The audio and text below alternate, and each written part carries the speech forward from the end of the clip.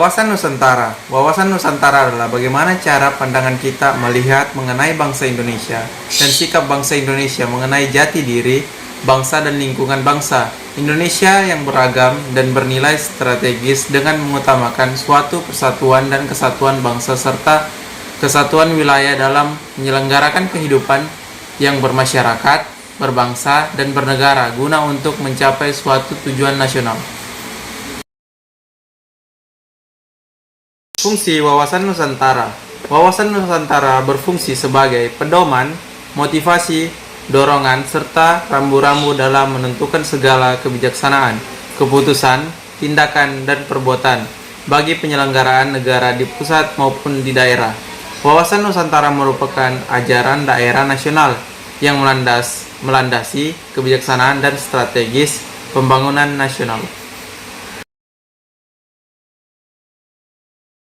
Tujuan Wawasan Nusantara. Tujuan Wawasan Nusantara adalah mewujudkan nasionalisme yang tinggi dari segala aspek kehidupan rakyat Indonesia yang mengutamakan kepentingan nasional kepada kepentingan pribadinya, kelompok, organisasi, suku, bangsa, atau daerah.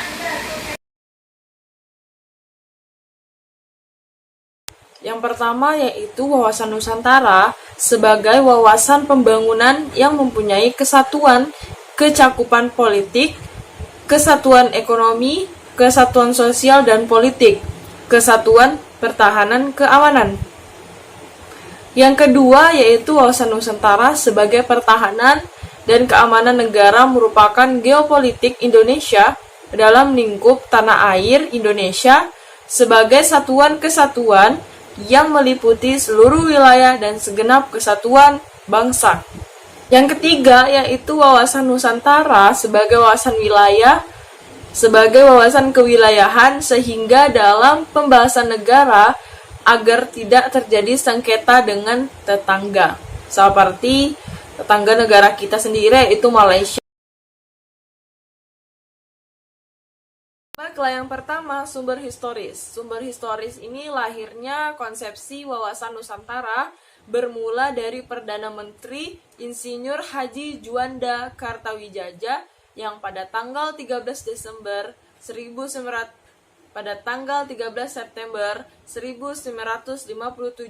mengeluarkan deklarasi yang selanjutnya dikenal dengan Deklarasi Juanda. Yang kedua adalah sumber sosiologi. Berdasarkan pada kondisi sosial budaya masyarakat Indonesia, Wawasan Nusantara yang ada pada awalnya berpandangan akan kesatuan atau keutuhan wilayah, diperluas lagi sebagai pandangan akan persatuan bangsa. Bangsa Indonesia tidak ingin lagi terpecah-pecah dalam banyak bangsa. Untuk mewujudkan persatuan bangsa itu dibutuhkan penguatan semangat kebangsaan secara terus-menerus. Semangat kebangsaan Indonesia sesungguhnya telah dirintis melalui peristiwa kebangkitan nasional pada tanggal 20 Mei 1908. Ditegaskan dalam Sumpah Pemuda 28 Oktober 1928 dan berhasil diwujudkan dengan Proklamasi Kemerdekaan Bangsa pada tanggal 17 Agustus 1945. Oleh karena itu, jauh sebelum Deklarasi Juanda 1957, konsep semangat dan kesatuan kebangsaan sudah tumbuh dalam jati diri bangsa Indonesia. Dan yang ketiga adalah sumber politik, di mana Wawasan Nusantara yang bermula dari Deklarasi Juanda 1957 selanjutnya dijadikan konsepsi politik kenegaraan. Rumusan Wawasan Nusantara dimasukkan dalam Naskah Garis Besar Haluan Negara atau GBHN sebagai hasil ketetapan MPR mulai tahun 1973, 1978, 1983, 1993, dan 1998.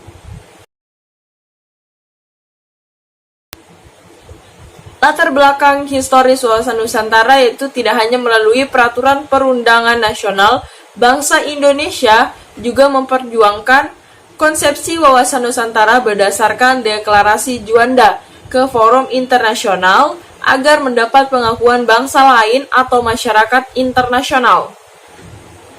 Yang kedua yaitu latar belakang sosiologi, di mana bermula dari wawasan kewilayahan, namun sering tuntunan dan perkembangan konsepsi wilayah negara mencangkup pandangan akan kesatuan politik, ekonomi, sosial, serta budaya sebagaimana dalam rumusan HBNN 1998. Wawasan Nusantara adalah cara pandang sikap bangsa Indonesia mengenal diri lingkungan dengan mengutamakan persatuan.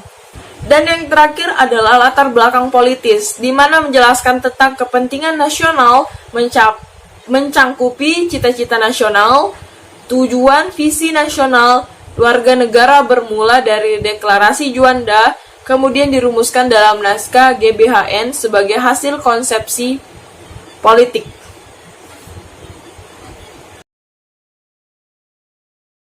Faktor internal yang pertama yaitu adanya egonesentrisme, di mana sebuah pemahaman yang dibangun dari semangat lokal tanpa memperhatikan kepentingan bersama demi kepentingan bangsa dan negara. Yang kedua, adanya sikap etnonasionalisme, di mana merupakan sikap menonjolkan salah satu etnis tertentu sebagai superioritas dalam seluruh etnis yang ada di Indonesia. Yang ketiga yaitu adanya pemahaman penerapan otonomi daerah yang mengarah kepada sikap etnosentrisme. Yang keempat yaitu adanya kesenjangan program pembangunan pemerintah pusat dengan program pemerintah daerah. Pertama yaitu pengaruh globalisasi. Sebab pengaruh globalisasi di era zaman sekarang sangatlah luas, sehingga negara-negara tersebut cepat berkembang biak, namun tidak mampu membendung pengaruh-pengaruh dari luar negeri maupun di dalam negeri tersebut. Dan yang kedua yaitu pengaruh dari konstelasi politik internasional, di mana ada dua ideologi yaitu komunisme dan liberalisme. Yang pertama yaitu menumbuhkan semangat nasionalisme yang tangguh dengan melalui pendidikan, baik formal maupun non-formal bisa dilakukan, seperti juga kegiatan-kegiatan yang positif baik di lingkungan sendiri maupun di lingkungan masyarakat. Yang kedua yaitu menanamkan dan mengamalkan nilai-nilai Pancasila dengan sebaik-baik mungkin dengan melakukan seperti saat ini kita belajar tentang pendidikan, kewarganegaraan. Dan yang ketiga yaitu yang terakhir, di mana kita menanamkan dan melaksanakan ajaran agama dengan baik dan hidup dengan toleransi, serta kita mempelajari agama